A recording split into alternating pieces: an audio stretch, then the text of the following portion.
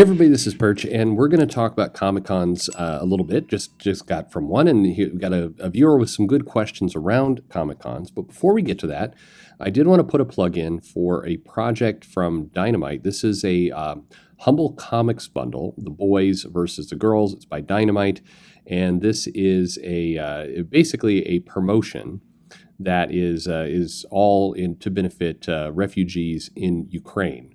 So this is with World Central Kitchen. It's a pretty cool project, and so you should see the link both in the description to this video, but also check it out, humblebundle.com. This is Dynamite Superhero Showdown.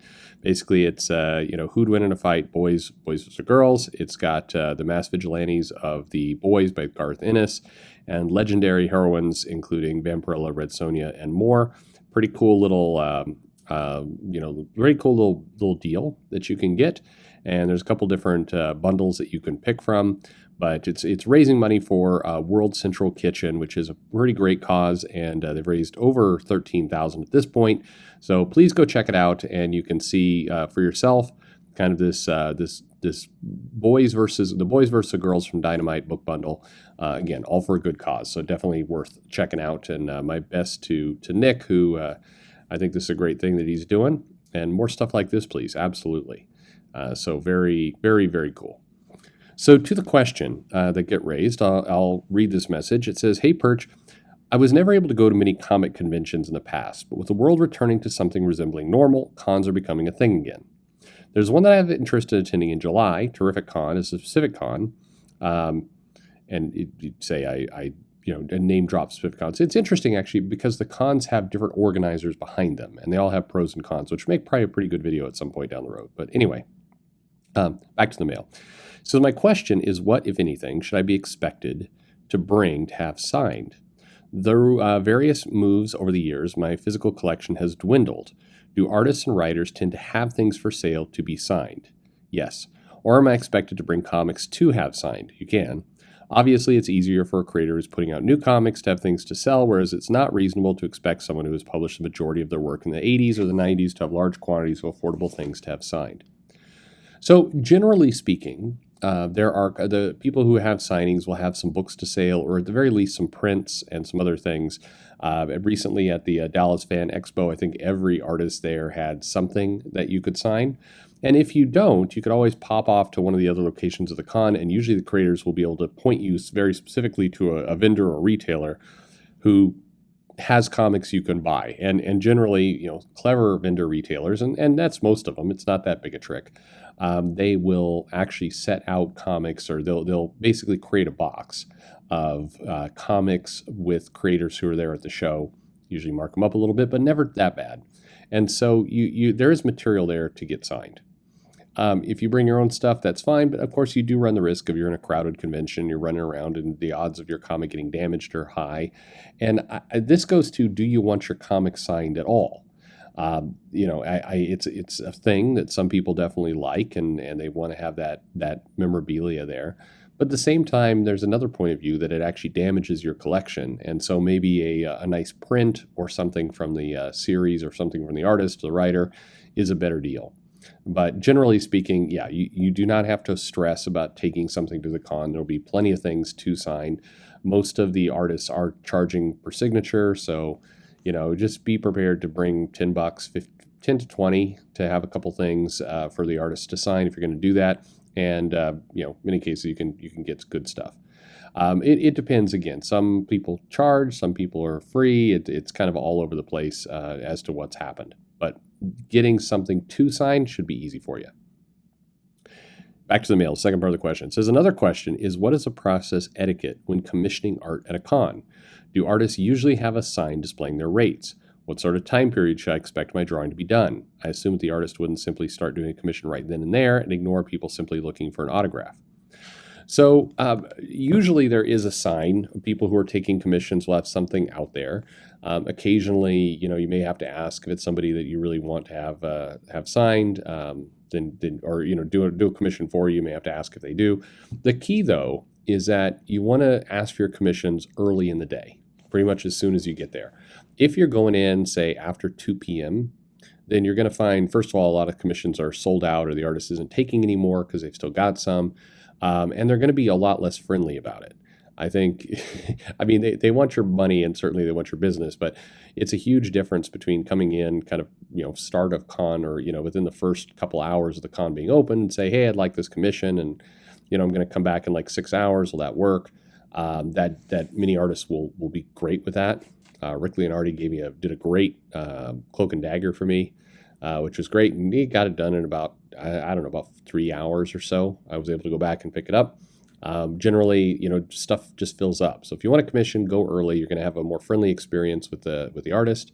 If you truly have your heart set on something, one thing you can do is show up at the show with a FedEx envelope with some very good backing in the envelope, and have it all self-addressed and prepaid to you from wherever. And when you go to get your commission, say, hey, I don't need this today. You go home or whatever. Here is my money and here's an envelope. I think this is a decent approach. Some artists will be up for that, some won't. But I've never, ever heard of somebody getting stolen from. Like basically the artist takes the money in the envelope and then never returns it for you.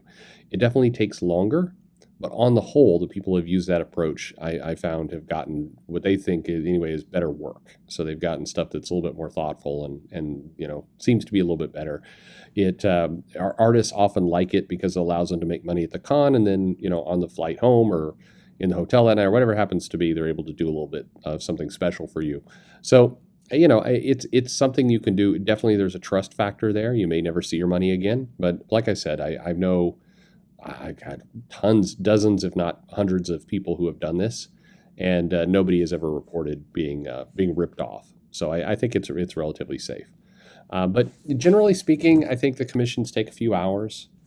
Sometimes you have people who have art that's been started. Maybe it's in Blue Line or they've done a little bit, and you kind of pay for them to finish the work.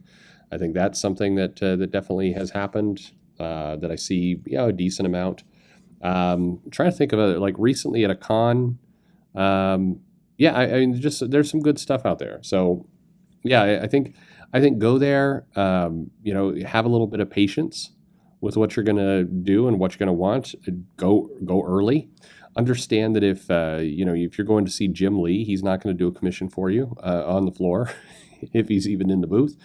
But many others will, and I think there's some really good artists. Again, lots of good people out there. But I would say if you get a chance to go to a con that has Rick Leonardi there, like he'll draw you amazing stuff, just absolutely great stuff. And I would always and relatively cheap. I mean, prices are usually not too bad. If you want something really good, then I think that it may take a little bit more time or be worth more money. But anyway, it's generally you can get in something pretty cheap and you get something good, and I think it's definitely fun. Joe Rubenstein is another one that does great commissions, and he will ink over your work. So if you have really nice tight pencils, he'll ink over it. Anyway, you can get some really good stuff. So Joe Rubenstein's, again, another one that's just awesome to get work from, but many people are. So anyway, that's kind of the answer there. Let's see. There's a little bit more to this mail. It says, any other tips would be appreciated. Obviously, I'm not going to be rude or criticize a creator's work, regardless of how I feel. And even more obvious than that, like a responsible grown-ass man, I'll be showered and wearing deodorant. Yes, thank you. We all appreciate that. No, I think my feeling on cons is generally, and the advice I'd give is this. It's easy to get overwhelmed at the con with a million things to buy. Figure out the 2 or 3 things you want to accomplish, that you want done, and hit them early. So if you want something signed or you want a commission, that should be the start of your day. Do that. It's very easy to get hung up in long lines for photo opportunities or other things. I'd also say that if you've never been to a con before, start small. Don't go to one of the gigantic cons. They tend to have a lot more rules and a lot more goofiness. Go to one of the small cons. You will definitely have less creators there, but there will still be a handful of really good people who will do really good work, generally relatively cheap. You're not going to feel pressured to move on. You may even have a good conversation. And there's good people. I mean, I went to a con in Puyallup last year that had Chris Claremont. That's where I got the great picture from Rick Leonardi. A lot of really good people were there and were willing to talk to you. I mean, able to stand there and have a good 5-10 minute conversation with Claire Monton. I mean, God, who can argue with that? Peter David, another one, was able to go up there, no wait, have 5-minute conversation with him. Some of the smaller shows may be a much better place to go. One of the big ones run by the big organizations, they just tend to, there's a lot more rules, there's a lot more nonsense, you're going to get less of what you want. But go in, figure out what you have, and then don't get caught up in like wandering the booths or looking at some of the merchandise. Save that toward later in the day, because that stuff just sucks your energy and time away, and you don't realize where it all went. So nothing at the con gets better as the day goes on. Everybody just gets more tired, more exhausted, more irritable in some cases. So that's just going to be a better bet. Anyway, thanks for the question very much. Hey, if you're listening to this, you probably have some tips and suggestions for cons too. Why don't you let us know in the comments below? Like and subscribe, of course, and thanks for listening.